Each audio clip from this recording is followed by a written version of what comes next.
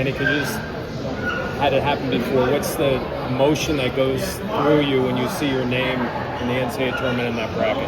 I mean, the sense of pride is immeasurable.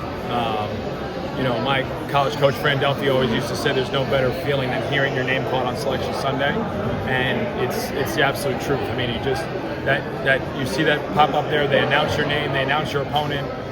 Every sprint you ran, every late night you stayed up watching film, every battle that you had to fight during the course of the year, all those things seem so inconsequential because you're a part of the best tournament in sports. Not sure if you saw this, but some of your guys who still live in Akron have already said that you guys got Cleveland to get football tickets. How does that make you feel that those guys who couldn't play in 20 are like already anticipating you guys being in their home city?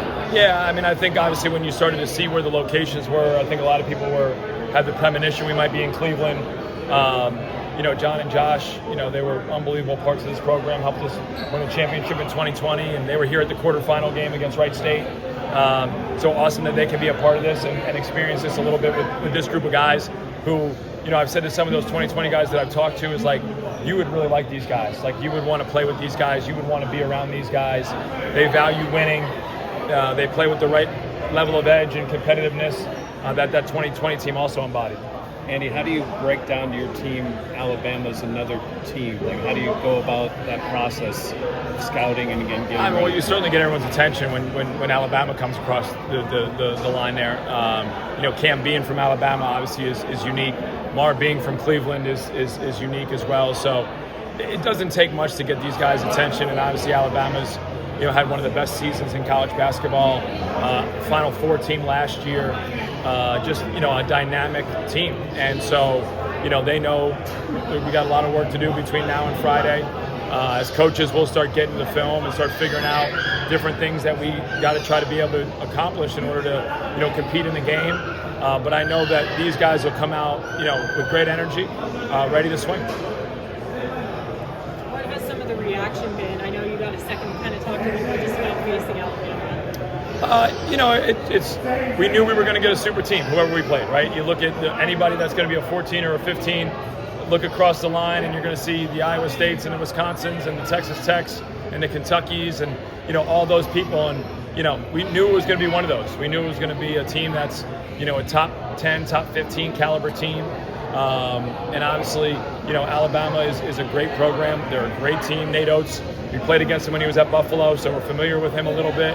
But obviously we know that, they're going to be on the top of their game, and we've got to be as prepared as we can be, and we got to be competing as best we can, and we got to be trying to figure out how to do it together because obviously, across the board, they're going to be bigger, they're going to be faster, potentially stronger, more talented, so we got to figure out a way to do it as a team. Andy, as soon as we go upstairs.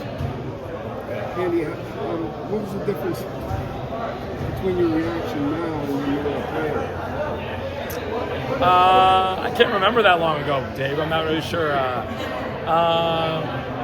don't know. I think as a player, you think whoever comes up on the screen, you're going to win the game. As a coach, whoever comes up on the screen, you immediately start thinking about all the things you're going to have to figure out and think about. So it's just a different level of anxiety, I think. Because and that's the difference between player and coaching period is, as a player, you obviously have control of what's going on the court. As a coach, you have very little. As a coach, you're constantly thinking about when is the other shoe going to drop, where's the coverage breakdown going to be, where's the execution breakdown going to be, and as a player, a lot of times you think, oh, we got this, we know exactly what we're doing, and we're not worried about some of the things that you're worried about when you're coaching. Andy, what keyed your 2-month stretch here, and how do you keep that moving forward even with time off? As our guys, they decided, somewhere in there that winning was the most important thing, and guys accepted roles, guys excelled in their roles, guys stepped up and made plays when they were called upon, and they truly became a team. They've held each other accountable all year. They have a great sense of pride and a great sense of competitiveness, and so that started to show in the way we practiced, in the way that we executed, and the way that we were able to handle whatever challenge arose during the course of the last half of the season. Now that you know the opponent, the date, the time, what's your message to the team over the next 5 days? Let's prepare ourselves as best we can. Let's go out and be aggressive. Let's go out and give it our best shot, and come out of the gates swinging and keep swinging until someone tells us we can. And I think that's kind of the approach that we've taken this this whole second half of the season where we wanted to kind of dictate to our opponent. Obviously, Alabama, as good an opponent as we'll face all year long, so those challenges are greater, but that means you just got to be a little bit better and a little more connected. Coach, you haven't played since Tuesday. How important is it to ramp up the practice against such a tough team like Alabama and get them ready? Yeah, I mean, we had a really good practice yesterday. We had really good energy yesterday. Obviously, we didn't know our opponent, but we were working on some of our stuff. And so we'll have to have some more of those as we go. But again, like I said, I think once you see Alabama come across the screen, everybody's attention is gotten, and now we got to put a game plan in place and try to execute it.